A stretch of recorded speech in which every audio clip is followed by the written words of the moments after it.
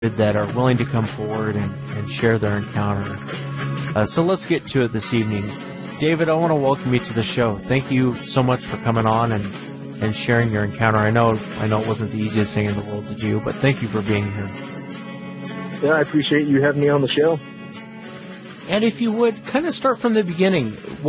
I know it was you and your cousin. Start from the very beginning. Tell us what you were out doing, and then just walk us right into the encounter, if you don't mind.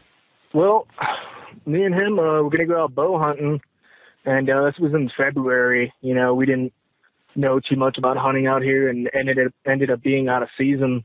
So we ended up taking the rifles, and we're like, let's just go out shooting. And knowing me, and everybody that knows me, I carry, at least 500 rounds of ammo on me, when I go out shooting. If I'm going to go out for a weekend, I'm going to take advantage of all of it. I'm going to carry, my ammo packs and all my mags with me. I don't mess around. And he brought his 12 gauge and brought at least a couple 100 rounds.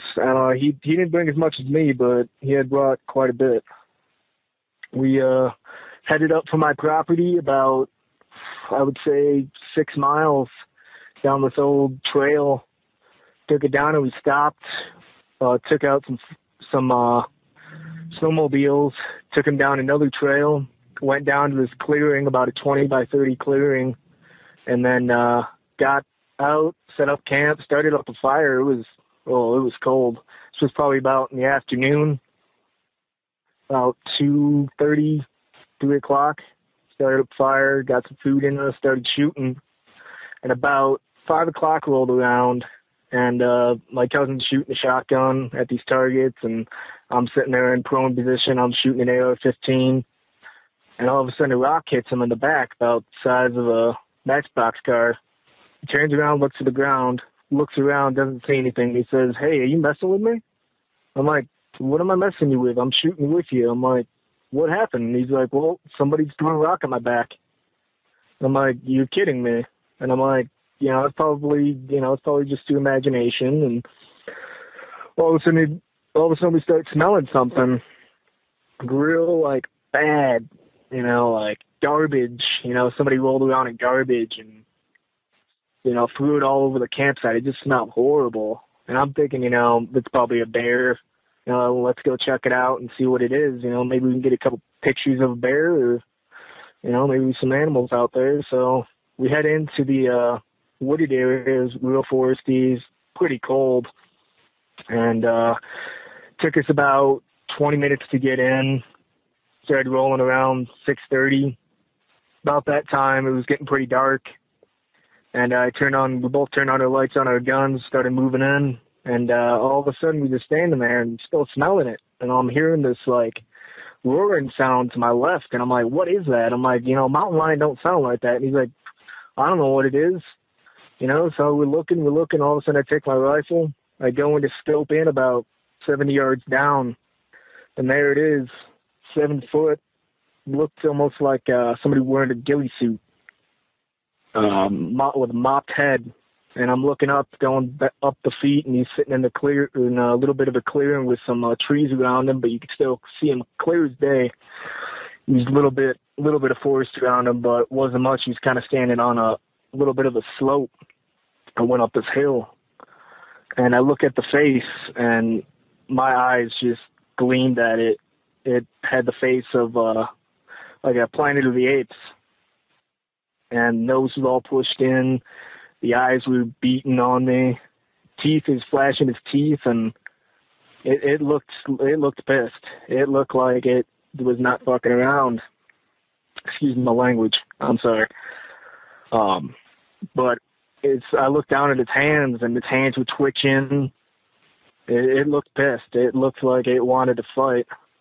And all of a sudden, he turned around behind us. My cousin turned around, and he said, "I'm hearing it again. It's coming from behind us," and I could hear it too. And it was screaming from behind us. He's flashing his light, and he's seeing glimpses of more of these things just covered in fur. It looked like they hadn't showered in days. They were probably about 30 yards away from us, so he starts blasting at them. And being that far, I'm guessing he had to have missed a little bit.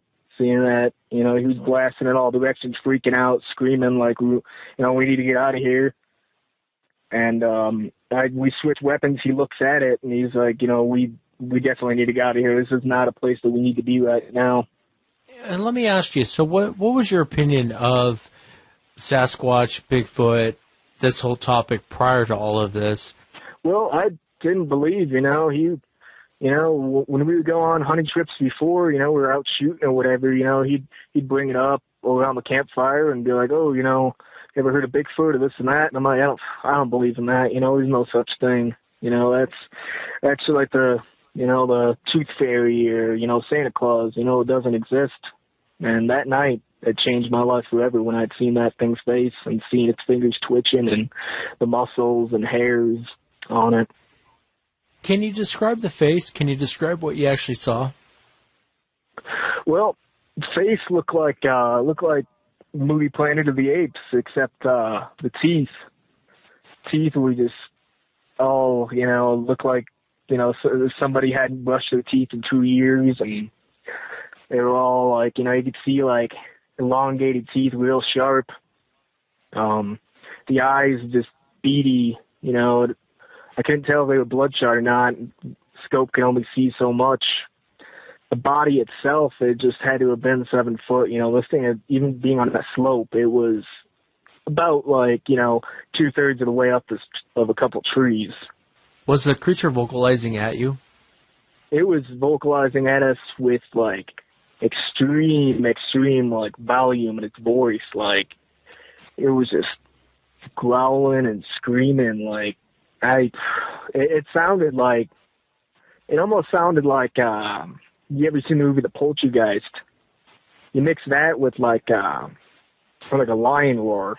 So let me ask you. So you're sitting there, you guys are looking at this thing. It looks pissed. It's showing its teeth to you guys, and for lack of a better term, it's a monster sitting there looking at you guys. You guys are thinking, at any moment, well, and I'm assuming, and correct me if I'm wrong in any of this, but you guys are thinking this thing's gonna, at any moment, it's gonna be a fight here shortly. And then you said there was other ones around you that kind of exploded? Yeah, they exploded right after he exploded, and they started exploding and screaming, and he started just blasting in all directions, thinking, like it was, lions, until he actually saw whatever it was. Had seen it when we switched weapons, but, they were screaming and shaking trees, and we could just see, like, as the weapon moved across from left to right, you could see glimpses of them. And one part I wanted to ask you about the story, I know when you and I originally talked to you talked about snowmobiles. Did you guys ride in with snowmobiles? Yeah, we rode in down this trail. It was about a foot of snow, and it was just too hard to get the truck through. You'd have to gun it pretty bad. You'd have to gun it in four-wheel drive and run that four-wheel drive all the way out through that truck to get through that trail. So we took snowmobiles there. Yeah, and I've been in situations like that before. So you guys see this thing, other ones are around, shaking brushes, screaming at you guys. What happens next? Well, after he had seen it, we both, he started backing up slowly and shooting off rounds up in the air, and I'm still sitting there, kind of frozen looking at it, and all of a sudden I looked behind me and there was more of them, and they're getting a little bit closer. And he turns to me and he's like, we need to get out of here. He starts running down the trail. I run after him. I'll stop, I stopped every, 30 or 40 feet and shot off a couple bursts of 223 rounds out of my AR, just at whatever I could see. But I could only see glimpses of them. And that one that we saw, it had to have taken off. As I sat there and looked at it, looked back, and it wasn't there again. So I'm guessing it must have ran across around the slope to try to cut us off. But, we weren't going to wait and stay, and see what had happened. We took off down that trail. I continued to shoot. I'd follow him. I'd go back, shoot again, follow him. We got back to the snowmobiles. He took off and said, I'm getting out of here. Took off, ran up the trail to the truck, left me there. I went in and tried to start up the snowmobile. That wouldn't start. we left the keys on and the key on the power and the lights on, and it killed the whole battery and couldn't even get them started. So I crouched down behind the snowmobile and started firing off rounds in all different directions from left to right, and I went through a lot of clips. Like, this was a 20-minute period of me just, hoping that they wouldn't get closer. I just keep firing at them and firing at them, and they just kept screaming and screaming. And, I could tell that they were starting to get closer because I had looked, and the light would, as I turned my rifle, the light would, appear on one of them, and it would just, get a little bit closer, shake some trees, back up, get a little bit closer, shake some trees, back up.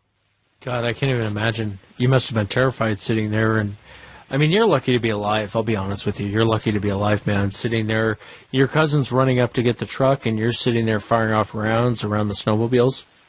Yeah, I had shot off at least, 10 magazines. I thank God I had my vest on me. I would just pull out a magazine, reload, keep firing at them, and I'm thinking to myself, if I kill one of these things, it's, they could all come at me, so I might as well, make my shots count. But it's been so dark, and I'm shaking from the cold, and I'm I'm almost petrified. I feel like I'm going to die at this point. I'm might as well go down fighting. I'm not thinking that he's going to come back. I'm thinking that he's just taking off back to the house, and he's going to leave me here. And I'm just firing and shooting out burst shots of 3 rounds. And then I'm reloading and freaking out and grabbing more ammo out of my snowmobile. And then all of a sudden he comes roaring down the trail. I've never seen my truck go that fast down a snow-covered trail and not get stuck. And he's flying down this trail, honks the horn, still going up the trail. I run. I'm laying half out of the truck, half in the truck with my head on his right shoulder. Laying my head on there, still shooting as, we're running, and I could just see glimpses of them, and they started running past the snowmobiles where we were at, and continued to try to chase us out. And after we got to the top of the trail and onto that road that we took in, I still, shot 3 or 4 clips, still going, and he's freaking out, we're out of there, calm down. And I'm just sitting there firing, and I got, powder burns all over my hands. My hands are all charred up, and I'm just not thinking about what I'm doing. And I'm just they're going to follow us. I'm not going to let them, hurt the family. Let me ask you, in the moment, and this might be a hard question to ask. Someone asked me this. I don't remember who did, but during your encounter, in the moment, when you're sitting there, I realize you go into survival mode, and you're doing what it takes to survive in that moment. But were you thinking this is Sasquatch at the time, or were you thinking, what the hell is this thing? I'm thinking to myself, I've walked into some, you ever seen the movie The Cabin in the Woods? I have not, no. No, it's, you'll have to watch it, but it's it's something government created, that, got loose out of a lab. I'm thinking, these are monsters that, got released out of a lab and are just living out here and they're trying to kill me. I had no thought of Bigfoot. I thought, these are some type of monsters that got released out of a lab, and, they're just feeding on people that go out here, because I had never seen this before. Even going out there, I had never experienced anything like this, and I'm just freaking out, and I'm losing control of myself. And I checked my drawers when I got home, and I had wet my bridges. I was so scared. Yeah, and I think anyone in that same situation probably would have done the same thing. You talk about movies, and I think of the Harry and Hendersons, which seems a little bit offensive after a situation like you were in. And I hear a lot of historical accounts, and the biggest mistake I can say from reading a lot of historical accounts is the guys separate. And the moment the guys separate, one of them ends up paying the price. Do you feel like without that gun, they would have easily have taken you? Oh, they definitely would have taken me. Once he would have taken off and I was at the snowmobiles trying to get those started up, he would have, they would have just closed in and they would have just gotten me right there. And once he came back, you know, they would have just got him too. They would have surrounded that truck, ripped him out, and tore him to pieces. Let me ask you, going back to before everything got out of control, when you're sitting there and you're looking at this creature, and you guys are both looking at it, and it's showing its teeth, and its hands are shaking, and it looks like it's going to rip your head off, right before everything in the forest went crazy, did you guys fire off shots? And that's right after that is when they started screaming and yelling and shaking brush, or did they do that prior to you guys shooting your guns? Once we had seen it, and I got that a little bit backwards. Once we had seen it, you know, I looked at it through my scope. I saw it. You know, we switched. He looked at it. We switched again. You know, then the roaring started happening, and then all of a sudden, you know, he starts firing off down towards the back of us, you know, seeing glimpses and pieces of them, you know, and then that, you know, once they started roaring, and once he saw that, he turned automatically right back behind me, back to back, in a prone position. Well, not in a full prone, but, you know, down on a knee. And they started screaming, and he just went into Rambo mode and just started firing off like crazy. So you're firing off rounds as you guys are driving off, and I'd imagine at some point you stop firing your weapon, but what was the conversation like between you and your cousin as you guys are driving home? Well, I took the gun, I threw it in the back seat, and I looked at him and I was like, what the hell was that? Like, what was that, you know? And he's like, well, you know, I don't know what it was.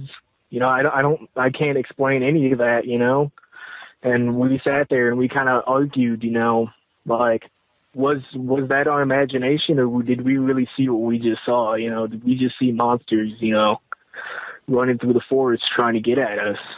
And, you know, we fought back and forth. He said that, that they were squatches, and, you know, I told him that, you know, that there's no way that could have been a Sasquatch. That's impossible, until, you know, I really thought about it before we got to the house. And I'm like, you know what? Like, we talked about it, and he explained to me exactly what they look like. And I'm like, that's exactly what we saw. Then I sat there and I thought to myself, I'm like, wow, I've doubted the existence of these things for so long in my life. And I'm actually seeing what I've doubted. Yeah, and I think that's okay. Like you and I were just talking about before we went on air, people get upset when other people say these things don't exist, it's impossible, I've been a hunter my whole life. And it's like I was telling you, I kind of understand that mentality, because at one point I had that mentality of, God, I've been everywhere in the woods. And seeing really is believing when you run into these things. And what's interesting about your encounter, and I've said it a million times on the show before, sometimes they aren't, I think a lot of listeners think these things are godless killing machines, and I really don't believe that. But in the same breath, I think they're unpredictable. I think they can be very dangerous, and they can turn on you in a dime. And I think they throw tantrums. They throw tantrums like, I hate to use the term autistic kid, because my heart goes out to any parents that actually have autistic kids, but that's the only thing I can liken it to, you know, like an autistic kid. Now take an autistic kid throwing a tantrum, make him 8 feet tall and 1,000 pounds, and that's kind of how a Sasquatch reacts. I mean, they kind of go into these weird tantrums where they're pissed and they're going to take it out on something or someone. I'm assuming you guys left the snowmobiles behind? Yeah, we left the snowmobiles. We left the trailer there, too, on top of the ridge. We actually took it off because, you know, I don't like, you know, leaving, you know, things connected to my truck. I got this weird OCD about, you know, taking things off as I put them, you know, put something back on, or I get to somewhere, you know, I take things off of what it's connected to.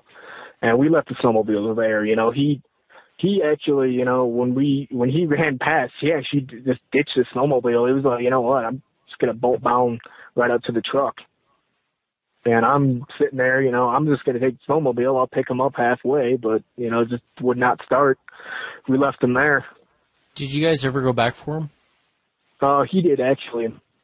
He went down there and went to go pick him back up. He took his 350 Ford, which is a monster of a truck. Took that and went down the trail with it and went back for him. And they were just ripped to pieces. Like, it looked like somebody just, a bunch of kids just with superhuman strength just ripped apart, a bunch of snowmobiles and threw them all over the place. And there was gasoline all over the ground and just pieces thrown up in trees. The handlebars were literally ripped off and thrown at least like 10 feet, 11 feet up into a tree from what he was telling me. And it was craziness. I don't understand, like why they would do that. I understand, they have temper tantrum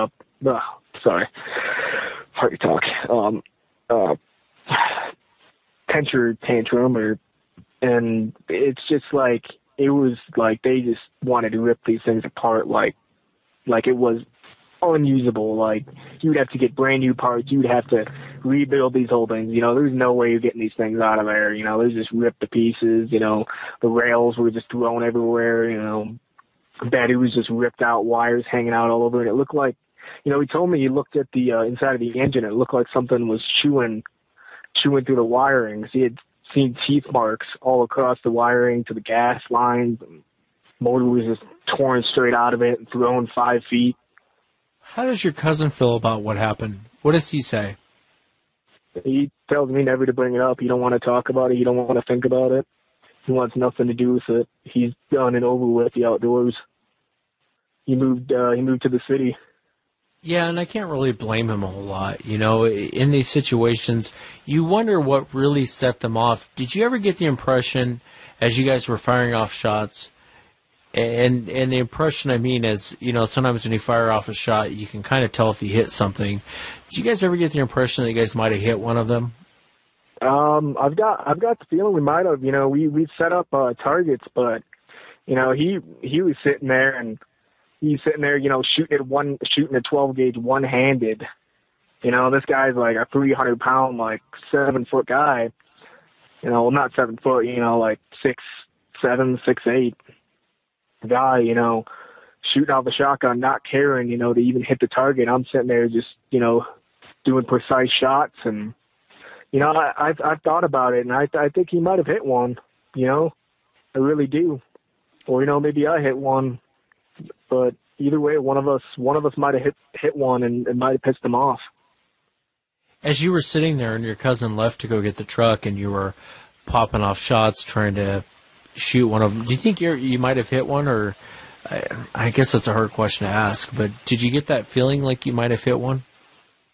I had, when I was shooting and I was going left to right and then back and then left to right back and then some way to my left, shooting in all directions, I had heard like a squeal after I shot a burst fire shot. I had seen one in the flashlight and it was maybe, 50 yards away, and I just held onto my gun. My hand was shaking so bad and I just shot that burst fire and I heard that squeal. And then it disappeared away from or out of my line of sight. And the ones that were getting closer and closer, I might have hit them too. I'd seen little glimpses of them and their faces, and I just kept shooting and shooting and shooting and shooting. So I'm pretty sure I had to have, I could have hit, 1, 2, 3, maybe 4 of them. So there had been so much screams coming from all different directions that, I didn't even think about it. I'm just like, I'm just going to hold them off as much as I can and, try to block out that face. I'd see that face and I would immediately, just go for the chest because I didn't want to look at that face. The face and the anger and the teeth, it just sends shivers down my spine every time I think about it. What was it about the face that terrified you? It's like the deadness in it. Like the eyes were just like a dark brown, and the face, the teeth, like it's flashing its teeth and like opening up its mouth and just screaming and beating beating, trees, breaking limbs, and just yelling in the air. And, it looked like they were peering into your soul. Yeah, no, and I get that. I completely understand. How long ago did this encounter take place? This happened last year. It would have been nice to go back and look for blood, especially in the snow. It would have stuck out like a sore thumb. It would have been nice to go back and actually see if you might have actually hit one. Your cousin didn't happen to mention that, did he? No, after we left, the snow started coming in again, and it was snowing pretty heavy. So he went back out, and, he looked at the snowmobiles, and he said he looked all over, the area that we were at. He didn't see any blood. He had seen the casings and the clips that I had left, which were scattered, looked like they were scattered all over, and a couple were missing that he had found up on the slope that thing was standing on, which he looked for footprints. He couldn't find any footprints, and didn't find any blood or anything. Yeah, it's a terrifying story. It reminds me of, it reminds me of a lot of things, but a lot of different encounters that I've heard. And I had Bob Garrett on one time. I talked to him at depth. There was a torn-up camp they came across. And this torn-up camp looked like King Kong went through and ripped this place to shreds. And there's a lot more to the story, and I generally stay away from the story for other reasons. But I tell you that to tell you this. One of the things he had mentioned was it looked like someone was standing upright, a human, with a gun in their hand, firing at 365 degrees, like they were in a defensive position, and they were terrified of something, and they were firing in all directions in like a big circle. They were just standing there, and people passed it off to, well, they were target shooting. And you and I both know that you don't target shoot and shoot 365 degrees around you. You set up your targets, you shoot at one general area. If you're shooting 360 degrees, you're in a defensive position at that point, and you're shooting at something. God, I just wonder what would have happened if you guys would have gone up with your bows instead of your guns, and what kind of a situation you might have been in. Do you mind speaking about where this generally took place? You don't have to give away the exact location, but in Colorado, generally, where are we talking about? It was northeast, way up in the mountains. I'd rather not give out the exact location. I don't want people snooping around. I don't want somebody losing their life. I don't want someone to experience what I experienced, because, it's something you don't want to happen to you. You don't want, to go through what I went through. You're right. It is one of those things you don't want to have someone else go through. Most people who have encounters, the first thing they'll say, who have legitimate encounters, is, I wish I would have never seen it. I wish it would have never happened. Because it does change your perspective on what's out there in the woods. It's no longer just bears and cougars and deers. There's something else out there running around. Has this changed your life at all since you've had this encounter? No, it's definitely changed my life. Sometimes I can't even sleep at night. I can't even get the image out of my head, and it always comes back to just me being alone there, not having anything but, my bare hands, and just being cornered by these things and just being ripped limb from limb. And, some nights, I'll wake up my wife, and I'll be like, did you hear that? Did you hear that? And she'd be like, what is it? And I'm like, there's something moving around the house. I'll get out and grab my rifle and shoot off 10, 15 rounds to left to right. And, it's almost like a post-traumatic stress. It's ruined everything for me. I can't even go to work without people asking me, why do you look like you're strung out? Why do you look like you haven't slept? And, I'm just like, I can't explain it. You wouldn't believe it. You wouldn't understand. Honestly, I think a lot of people go through that. I went through it, like you and I talked about off the air. I went through that same thing, man. Nightmares. For me, it was the growl. Like, I lay in bed at night, close my eyes, and I could just hear the growl. I could hear this thing growl.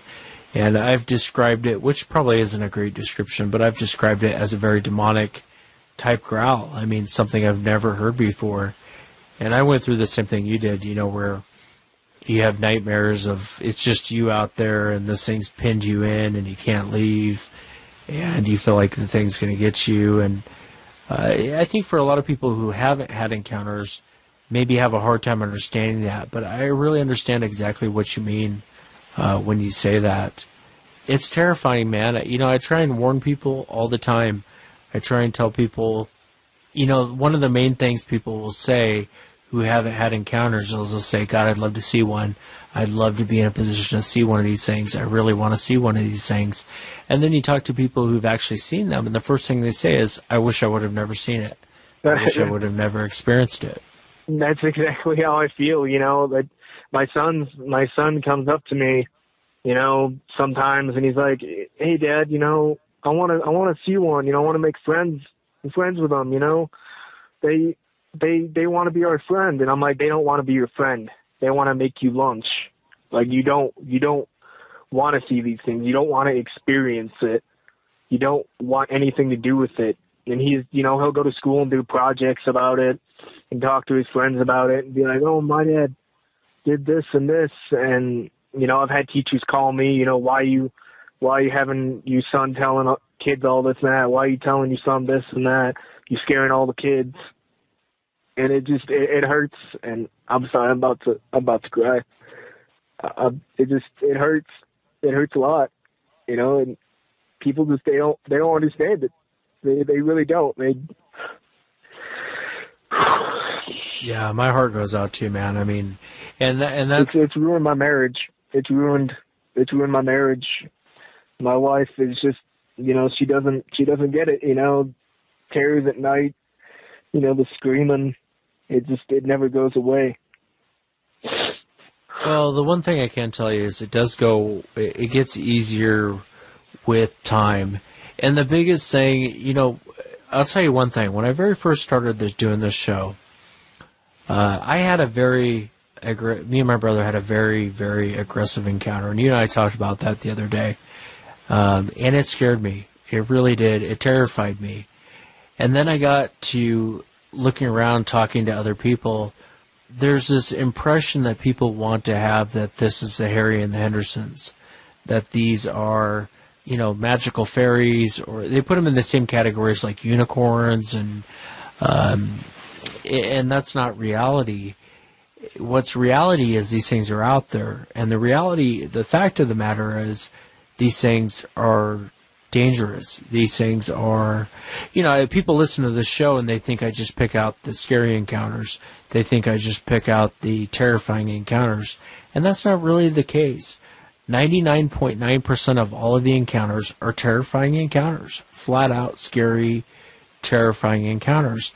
And until you see them, until you witness them firsthand, it's hard to express to someone how you feel after you've seen something like this. All of that stuff, all of the stuff with your kid, all of the stuff with your wife, you kind of have to take with a grain of salt. They weren't there with you when you had the encounter, and I know it hurts when you're trying to express the way you feel. I know it hurts when you're trying to express the way you're feeling about what happened, and they just don't get it. And one of the things that you have to come to terms with, and it took me a long time to come to terms with this, most people won't believe you. Out of the people that do believe you, they don't get the amount of fear that took place. They don't get that it was a life or death type situation. Yeah, I've had guys on the show that were in some pretty bad combat situations, like in Iraq, Vietnam, and they've told me flat out, hey, that doesn't even hold water compared to the fear I felt when I ran into this thing. It was life or death. And you can tell from your encounter, you can tell from your emotions, man. You're popping off shots, and you don't do that unless you are in fear of your life. What can I do to help you, man? What can I do to, name it and I'll make it happen? Just tell me what I can do to help your situation. I feel for you. My heart goes out to you because I've been there before. I don't want anybody else to go through it, man. It wasn't how it was supposed to be, you know. It was supposed to be a great weekend. It was supposed to be, you know, everything I wanted to do that weekend, and everything went to shit. You know, these things had to, you know, they had to ruin it. You know, they had to come in and surround us. It's been on my mind a lot, but the ammo clips, they were on top of that slope that he found. Why did they take off with those? Are they going to be able to somehow smell me out? Are you saying they took the ammo clips? Yeah, they took the ammo clips from the snowmobile up the slope and left them on top of the slope or on top of the hill. Yeah, I don't think these things are probably going to come for you. I really don't. I realize you kind of live in the general area where this happened, but they tend not to follow people. Generally speaking, I think that these things really want nothing to do with you. And when they come in like that, like they did with you, throwing rocks, shaking brush, vocalizing, that's kind of the cue to leave. They just want you to go away. They don't really want any interaction with you. They don't really want to engage with you. And again, I'm theorizing. I don't have one in my garage I'm studying. But I think that is the cue to leave. I think that's the cue to go away. That's their way of trying to intimidate you to leave. Because when you get a good look at these things, and I know you got a pretty good look at them, you know, they could rip your arms off and beat you with them, and there's really nothing you can do about it. You might get the first one, you might get the second one, but the third or fourth one's going to get you. I think if they really, truly wanted you, I think they would have gotten you. Generally speaking, when they come in like they did with you, and they're screaming and yelling, they're vocalizing, they're doing what's called a display.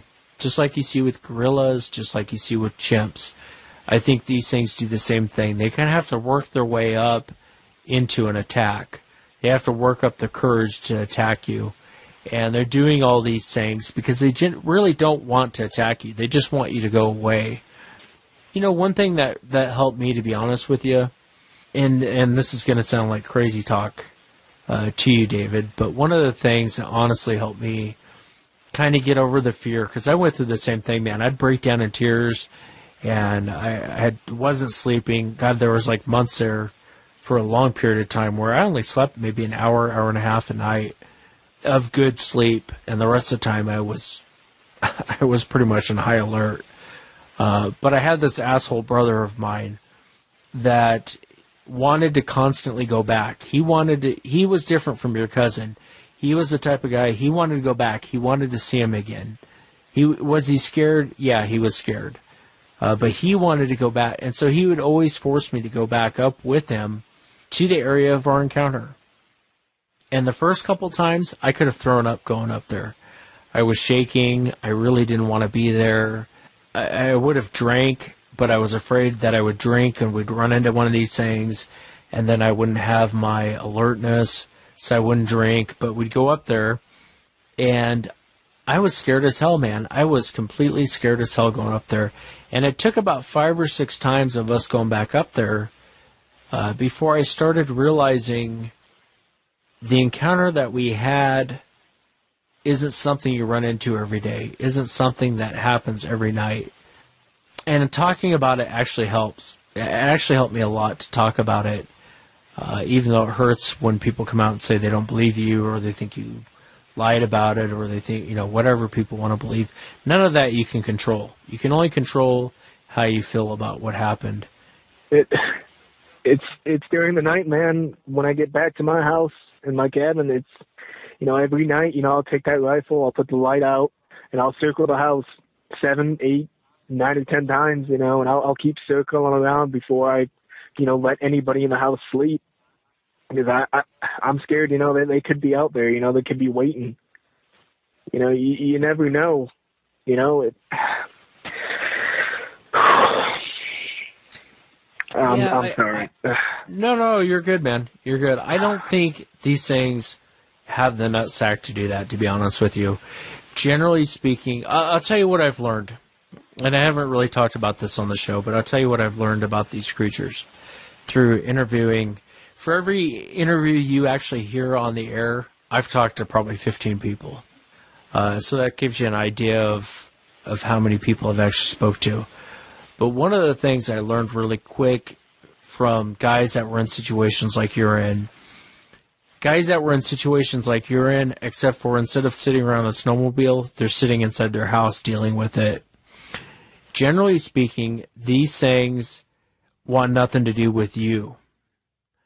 They will go after the young, they'll go after the old, they'll go after if they're going to attack, they'll go after the weaker of the, it's that predator mentality. A predator doesn't want to, even though, like in your situation, if you think about it, it was just you sitting at that snowmobile with your AR-15. Let's assume there was 3. There was probably more, but let's just say there was 3. They could have easily overpowered you and harmed you. But why didn't they? The reason why they didn't is because one of them might have gotten you, but I guarantee you would have taken 2 of them to hell with you. You know what I mean? It's that type of mentality of, I don't think they want to be in a position to where they might get hurt in the situation. That's why you don't hear of most hunters being attacked by cougars. What you hear of attacks by cougars are small children and women, or very old people get attacked by cougars. Generally, a cougar won't attack someone like yourself or like me because it may lose in the end because we're a bigger target. Where a predator doesn't look at it. They want the easy meal. They want the easy prey to attack. They don't want to go attack a guy sitting there firing off an AR-15 because he might cause some damage in the process. So honestly, I wouldn't, and I'm just kind of rambling now, but I really wouldn't be too worried about them. If you would have had problems with them coming up to your house, it would have happened a long time ago. I guarantee they're not around your home. They're not watching your home. They're not watching you. I know that probably doesn't bring you great solace, but at the end of the day, I think if they were going to follow you back and they were going to cause you harm, it would have happened a long time ago. Why did they bring those clips with them? Like, why did, I never unloaded. I never, left any clips on that slope. I was at the bottom of the hill, surrounded by them. Why did they put those on top of that slope where it was standing? Was that supposed to be some sort of message? Is that, were they intrigued by what it was? No, I don't think that there's any message. And I don't know that it was so much that they were intrigued by it. I told you about the hunter that was attacked by one a couple days when you and I were talking. And one of the things that he said to me was, and I've heard this on more than one occasions, when he had pulled his gun out, it's almost like it recognized what that was. And there was kind of this, oh crap look on its face as soon as it saw him pull that gun out. But, these things take some of the weirdest things. I had a police officer on one time that, is there a place in Colorado, and you'll have to correct me on this, David, they're called Pikes Peak? I've been down there quite a few times with my son. Pikes Peak, okay. He actually had an encounter up there. They had surrounded his camp. This guy's a police officer, current police officer. They had surrounded his camp. He was out with his 2 boys. And they were shaking brush all night long. They were throwing pine cones. They were throwing rocks at him. And he's sitting around the campfire, and he's telling his boys to go to sleep inside the tent. Well, he's sitting there terrified, but he doesn't want to play off like he's terrified to his kid. So he sits there with this .45 in his hand around the campfire. And he's getting pelted with rocks. He's getting pelted with pine cones. And they're growling at him. They're screaming at him. They're shaking the brush. And this went on almost all night. And right before sunrise, they left. And he watched them leave. He kind of watched the area where they went, and it was in the Pikes Peak area. He decided to hike up to this ridgeline. So he goes hiking up to this ridgeline, and he gets up to the top of this ridgeline. And what he found up there, he said he found, like, old pill bottles from, like, 20 years ago, prescription pill bottles. He found a tent from like 30 years ago, and it just looked like something was stealing stuff from campgrounds and just kind of piling them up on this ridgeline. There was no rhyme or reason behind it.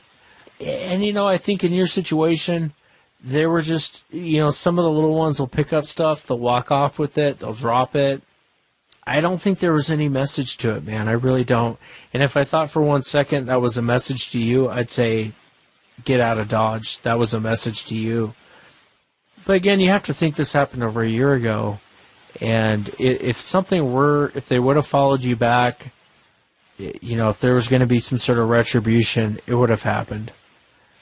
These things are probably long gone out of the area, to be honest with you. They've probably moved on.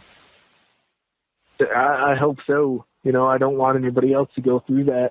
I don't want, someone, to lose their child or to lose their husband or wife or anything to these things.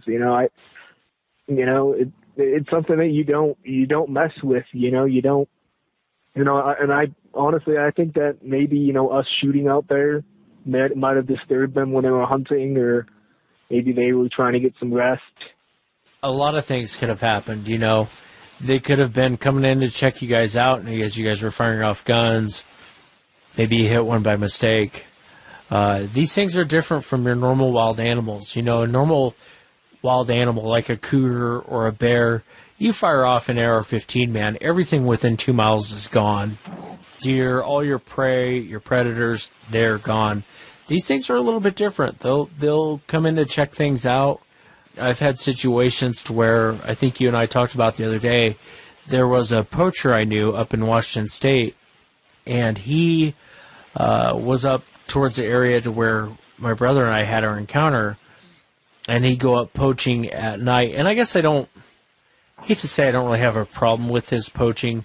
He would actually eat the deer, and he was more or less to eat it and feed it. He wasn't just killing to kill, but he'd do it in off seasons and whatnot. And he said one night when he was up there, he had shot a deer, and he followed the blood trail, went to go get the deer, and he goes, "Man, I'm telling you, there was an 8-foot tall ape that had my deer over its shoulder, and was walking off with it." He goes, I don't know what to tell you. So I don't know how much that gunfire really terrifies these things. I had been shooting in their direction. I literally I would look at the face through with the scope and through the light, and I would just go straight down to the chest, and then I'd go to the left and then the right and then the left and just keep hitting each one. But I don't know how that didn't scare them off. Maybe the bullets, maybe the sight was off and it was missing them, or maybe I hit a few of them when I was hearing that screaming and squealing. But it's just they kept coming. It went from 3, and then it would be I'd look back and there'd be another one standing right behind the other one screaming, and they would just keep coming. It was just nonstop. And I'm thinking to myself, I'm gonna run out of ammo here pretty soon. Within the next 10 minutes, I'm not gonna have anything left. And he's got 3 clips in the truck. Well, and the one thing I think to keep in mind too, that might give you a little bit of, might make you feel a little bit better. If they wanted you, they would have gotten you. I think that the gunfire probably scared them off, and you might have hit a couple of them, which probably just pissed them off more. I don't think you really have anything to worry about around your property, man. Like I said, if it was going to happen, it would have happened. And the thing is a lot of people experience this. A lot of people, they want this to be Harry and the Hendersons. They want this to be, and most people who don't believe in this creature, they'll say, if this creature is real, I want it to be, you go out and feed it apples and you pet it on the head. And that's the farthest from the truth. That's not really reality with these things. They don't want to be your friend, and that's it. They don't want to be your friend. They want to keep man and themselves separate. It seems like I walked into a community. I walked into an area that was theirs. Back in the day when the colonial guys would go into Native American territory, and they would just get ambushed because, you know, they're not supposed to be there, and, you know, they're disturbing their land. Honestly, man, my heart goes out to you because I know, generally speaking, how you're feeling. I mean, I honestly went through the same thing. I know how you're feeling. I know that it's hard to come back. It's kind of like I was just telling you before we went on air. After my encounter, man, I came home and I was white as a ghost. Even my ex-wife at the time looked at me and goes, "Man, you are white as a ghost. What did you guys see? Were you guys out drinking? Were you guys out, you know?" And I had to explain to her, no, we weren't out drinking. And I was trying to express to her what I saw, and I didn't do a great job expressing to her what I saw because I didn't really know what we saw. I couldn't put it in a neat little box for anyone listening to our encounter to go, this is what we saw. There's so many emotions that come up in a situation like yours to where it really is life or death, man, because in your situation, that coin could have flipped over really quick and you could have been a missing person. And it makes you wonder about a lot of people that go out there missing, a lot of hunters that come up missing that just seem to vanish. This sort of thing does tend to happen in these situations. I'm really glad that you came forward and decided to share it. I know it wasn't easy for you. I know it wasn't the easiest thing in the world to come forward and say, hey, I saw this and this is how I'm feeling. It's after I started listening to your show, you know, I did a lot of research on it, you know, and I listened to a lot of the episodes, and, you know, I'm like, I gotta say something. I gotta get this off my chest because it's eating me away. Yeah, I'm not getting sleep at all. You know, I'm not being the person that I used to be. And honestly, it'll change you. It'll change you for the better, and eventually you'll be able to see that. Right now it's hard to see that, but it will change you for the better because, you know, you hear people talk about, and this is a little bit off topic, but you hear people talk about they saw a ghost, or they saw aliens, or they saw, and they're being very sincere about what they saw. And I would say prior to my encounter, I was kind of hard on those people. I was like, oh, come on, really? And now you kind of have a different outlook on, you know, Pandora's box has been opened for you in the sense that when someone says, hey, I saw this, you might be more apt to go, I believe you. I think you probably did see that. But it opens your mind a little bit up. And eventually you'll get back out there, David. You'll get back out in the forest. You'll be back out shooting again. You'll be back out target practicing. The difference is when you go out, you know now what's out there. You know to be a little bit more careful in situations because there's more than just bear. There's more than just cougar. There's more than just, you know, your normal wildlife out there. That these things are real. They are out there, and people do run into them. Yeah, it's gonna be a while. You know, I'm still scared of even, you know, stepping foot in a national park. You know, I won't even go out, you know, out with the sun anymore. You know, we used to go fishing and hiking, and he'd make little forts in the forest. And now he's, you know, like, Dad, do you not want to spend time with me? Do you not want to go out and do these things? You know, I love you, Dad. I want to spend time with you. And we won't even go out and do anything. I told him, I'm like, you know, you ain't safe out there. You know, I don't want you out there with your friends. I don't want, you know, Mom taking you out there. I don't want anybody taking you out there. You're not to set foot out of the property. You're to stay home inside. One of the things I would tell you to that is I would take your son out. I'd take him out to the forest. I would take him out, go camping. Go out, and as much as it's going to kill you inside, go camping, man. Take your kid, take your wife, retell the story, sit around the campfire, retell the story about what happened, and go out there and just try and enjoy it. Go armed. Don't get me wrong. I mean, go armed. But you don't have to go with your AR-15. You can go with your pistol. One thing I will tell you, and this is a general blanket statement, generally speaking, they won't just attack you. I have had a few encounters to where they will, but generally speaking, they won't. The throwing of the rocks you experienced, and again, I'm theorizing on this, and I always say I don't have one in my garage I'm studying, but that is the cue to leave. That's the cue to go away. We don't want you here, go away. And I think what ended up happening in the situation you're in, and I'm just speculating, and I'm by no means blaming you guys, but I think generally what happened is they were throwing rocks at you guys, and that was the cue to go. Probably the one you saw was the alpha male of the group, and that was the cue to leave. He came out in the open so you guys could see him. That was the cue to go. When you started firing, that escalates the situation now. It's kind of like a game of chess. I think if the rock throwing would have happened, you guys would have seen the big one showing his teeth. I think if you guys would have walked away from that situation, probably nothing would have happened. They probably would have just let it go. The minute you started firing, that now escalates the situation. And I understand you guys firing. I would have done the same thing. That's the cue to go. Here I'm firing under normal circumstances, normal wildlife, they run as soon as you fire off a gun. And so I get it. But with these things, it's a different ball game you're playing, and so you have to play their game.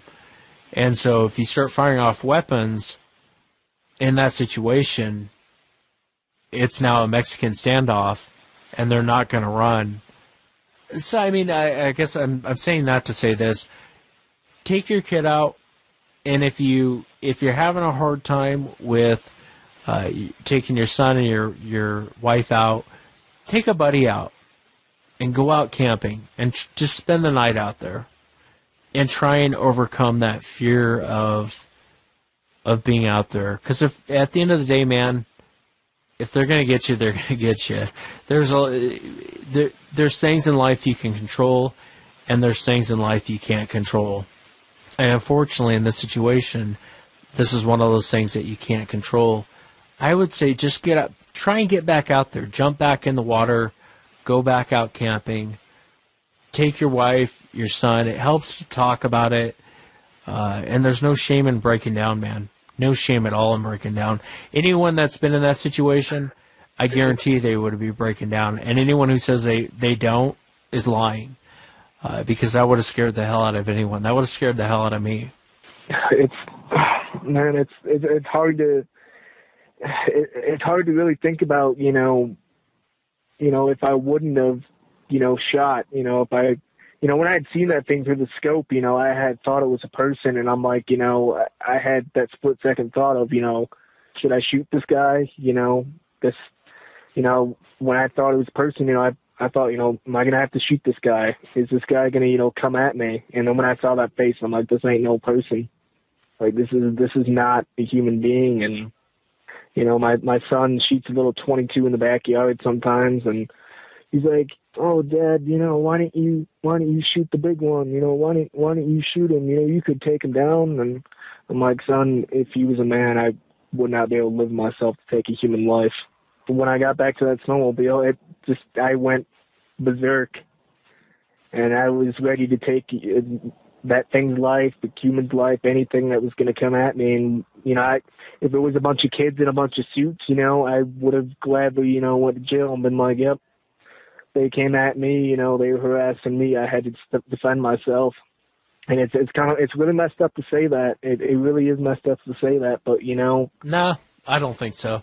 I think that, anyone in that same situation, the difference, though, in what you just said, instinctively, it wasn't a person, and it wasn't kids in suits, because instinctively, what happened to you is you kicked into fight or flight. Either people run in those situations, or they stand their ground and they're going to fight in those situations. And generally, honestly, if you run, it tends to go a lot worse, because you have to get into a predator's mind at that point.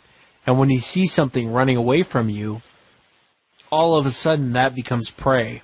All of a sudden that went from a potential predator to prey. And you went in, instead of running, you decided to stand up and fight. And I think that's probably what held them at bay, because you were all of a sudden you weren't an easy target now. You're sitting around a snowmobile firing off an AR-15, all of a sudden now you really aren't prey at that point. You're just as you're one predator against several, but you're still a predator. So I mean, I get it, man. I get how you feel. I get how you're feeling right now. I really do. And it's hard that he, my cousin took off and left me there, and I will not forgive him for that. And I will never trust him again out there, anywhere out in the woods, because that situation can happen like that again. I understand he came back for me, but he left me with those things. He left me out there. And it was a 20-minute period where I didn't think he was going to come back. I really didn't think he was going to come back. I thought he was going to head straight back to the house and leave me to die. Well, and I would go easy on your cousin, man. Everyone goes into that switch of, I'll tell you from my own encounter, when me and my brother were out there, luckily we were in the same car, but his instinct was to gun it and drive past this thing and get the hell out of there. He went into the flight mode, and we were armed to the teeth, and I think if they wanted us, they could have had us, but I guarantee we would have taken 2 or 3 of them with us. And so I went into a fight mode just like you did. And everyone reacts different in those situations. So, I mean, I would go easy on your cousin, man. You never know how someone's going to react until they're in that situation. And it's not really conscious, you know what I mean? It's not really a conscious decision of like, hey, I'm going to leave this guy behind and I'm out of here. It's more of a survival mechanism that kicks in, how people react. And so, I would go easy on your cousin in that situation. And it's hard because, when we headed back to the snowmobiles, I had his back. Like, I stopped as he ran, and I let out a couple bursts, and then I'd go back and follow him, and then I'd let out a couple bursts, and they were tracking behind us, and it's like I had his back. I had his back because I knew, I wanted to protect us both when he was running, and I wanted to make sure that these things weren't going to run to the side and, pick him off and then get at me. I wanted to make sure that he was all right and we were both okay. I sat there and I stood there and I'd stop and just start firing, and he would just keep on running and keep on running. And it's like I had his back, but when did he have my back in that situation? When was, I understand that he went back to back with me when we were standing out there and we went into crouch position, but it didn't really seem like he was all for, the team. It seemed like he wanted to guard himself more than me. And, it kind of hurts. Well, and like I said, I don't think that is as conscious of a decision as you think. That's not I honestly don't believe that's a conscious decision like you think. I'll give you a perfect example. My girlfriend, who is probably one of the smartest women I've ever met. So I've told her 1,000,000 times, do not run. If we get out there in these situations to where something starts screaming at us or something starts throwing rocks at us, do not run. I don't care if Sasquatch comes out and starts charging us, do not run. You stand your ground, don't run. And more. I've told her so many times to where I'm sick of saying it. I'm sick of hearing myself say it. And we get in there was one situation we got into, and something had thrown a rock and hit this old farm building we were standing next to. Huge rock hit it, and it just echoed. As I'm turning to look at her to say don't run, she's already like a quarter of a mile in a full sprint running back to the camp area. And so do I hold that against her? Do I say, well, that was I'm on my own? Not really. I think what happens in those high intense situations is people go into fight or flight, and it's just a switch that goes on, and it's a survival mechanism that clicks on. I guarantee he ran back to the truck, probably was like feeling really bad about leaving you there, turned around and came back for you. And he probably wasn't even consciously thinking about running back up to the truck. So, I know deep down it hurts, man, but I honestly would not hold that against him. It really is a switch in our psychology that goes on. People are wired different ways, and I've talked about it before in the show. You know, in high-intense situations, life or death matters, you would think I just came from church. I'm super calm, super cool, and then when the threat's gone, all of a sudden I start freaking out. My hands start shaking, my knees start shaking, I can barely talk, and it's just how I'm wired. And some people aren't wired that way. So I would go easy on him, man. I really would. I would go easy on him in that situation. Guys that have been in war talk about the same thing. Buddies they built relationships with, guys they called their brothers, they're getting shot at, you know, and in bad situations, and those guys just take off running, leave them there. Some people are wired that way. So, I mean, I know I sound like a broken record, but I would go easy on him, man. I really would. You're right. I feel bad for holding against that grudge for so long. Holding that, you know, not wanting to be around him, you know, and he'll call sometimes and I just won't answer or, you know, tell him I'm busy, you know, or, you know, just try to avoid him as much as possible. And I got to call him and talk to him about this. Yeah, and that's part of being human, man. That's a normal reaction that most people would have. The same reaction you had is the same reaction most people would have. But at the end of the day, like I said, in high intense situations, it's a switch that goes on. That's why they call it fight or flight. There's two options. You run or you stand your ground and fight. And it's not personal with anyone. It's just how certain people are wired. You know, you were wired to stand your ground, and you were going to stand your ground and hold your ground and fire off shots. And I guarantee even if you were to ran out of ammo and they would have came in on you, I guarantee you would have fought to the death. That you would have probably beat one of them to death with your AR-15. That's how you're wired. It's not that you're trying to be a hero. It's not that you're trying to be courageous. You're just wired that way. In a bad situation, you're going to sit there and fight. Some people aren't wired that way. It doesn't mean that they're cowardly. Some people just aren't wired that way. And when they get in those high intense situations, that switch gets flipped. And instead of standing their ground and wanting to fight, their immediate reaction is to run. One of the reasons why I wouldn't really hold it against him is I don't think it was probably a conscious decision of him running from the situation. But what was a conscious decision is, I got to go back for my cousin. I got to go back and get him. I got to get the hell out of here and pick him up, and we got to get out of here. And so, you know, at the end of the day, he did the right thing. He came back and got you. So, I mean, I would go easy on him, man. It's not a situation everyone runs into, as you know. It's not an everyday situation most people run into. You know, I would just go easy on him, man. You can forgive your cousin for taking off, you know. If you would have just went home and left you there, that might have been a different story. You know what I mean? Oh, yeah, I wouldn't be talking to you, that's for sure. Well, yeah. And you know, this is one of those things, too, to where he's having...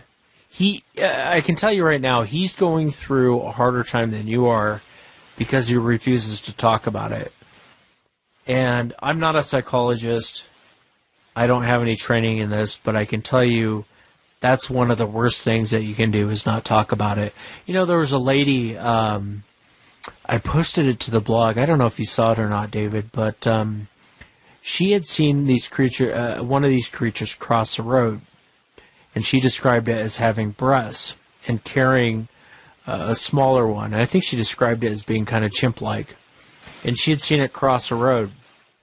So she goes home, doesn't tell a soul. 2 days later, she calls 911 and reports the incident. Now, while I don't think that's a great use of 911, but my heart goes out to her because I can imagine she sat for 2 days and this just ate her up inside, tore her up to where she didn't really know who to call, who to talk to. So she calls 911 to report it. And so everyone deals with it in different ways. My best advice to you would be, if you have a handgun, a firearm, like a 45 or a 357 or something to that effect, take your family out camping, man. Go out there, enjoy the outdoors. Try to learn to love the outdoors again. Now, can I promise you your head won't be on a swivel or you'll be on high alert the whole time? No. My encounter happened back in 2012, and I can tell you this. I took my son out camping, and I haven't told anyone this, so you're the first person I've told. I took my son out camping about 6 months ago. We were in the general area of where my original encounter happened, and I was nervous as hell, man. I didn't sleep most of the night. As soon as the sun went down, I actually took out my 45. I fired off like 4 rounds in the air, just to let everything know in the area that I don't even know why I was doing it. Maybe too much testosterone, but I was out there, man, and I struggled with it. I barely slept that night, and the whole time my head was on a swivel. I mean, I was in kill mode the whole time. But it did help me. It helped me a lot because I went out a couple months after that, and I wasn't quite on edge the whole time I was out there.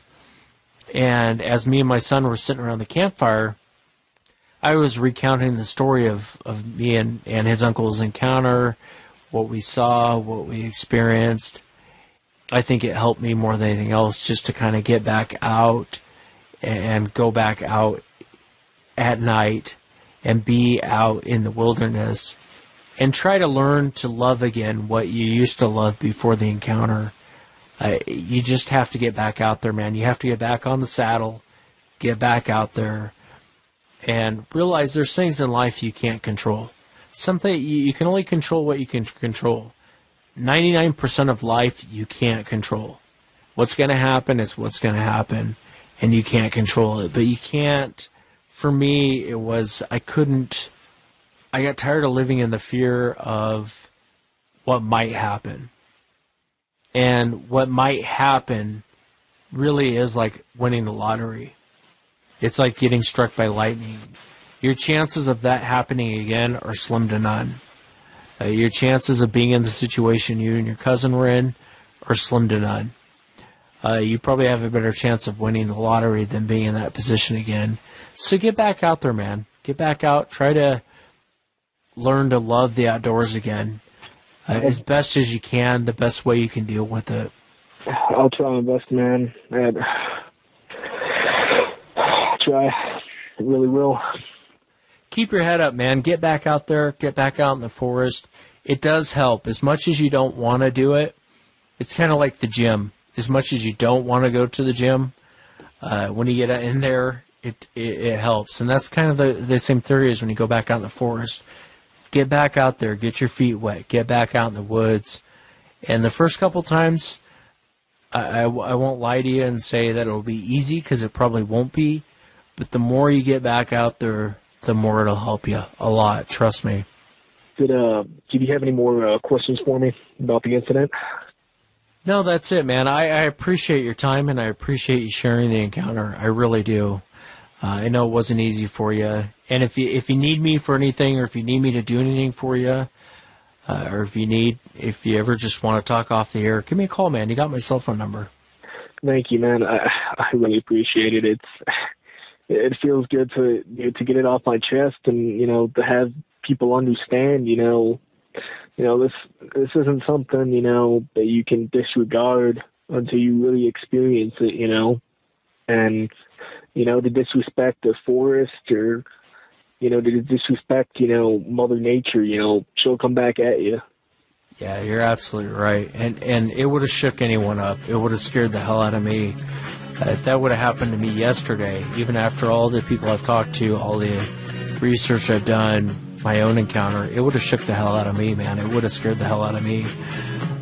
So keep your head up. And like I said, man, if you ever need anything, if you just want to call and talk, you got my cell phone number. Give me a call anytime, brother. Oh, thank you, man. I really appreciate it. really do. I've never had anybody, really understand the situation, and have a similar encounter, and understand, that about these things and the way they are. Yeah, and it's not only that, like I said, it's the psychology behind it too, what it does to you afterwards and the PTSD afterwards and all the other, I get it. I get what you're going through. Believe me, I get it probably more than most. Thank you for being on.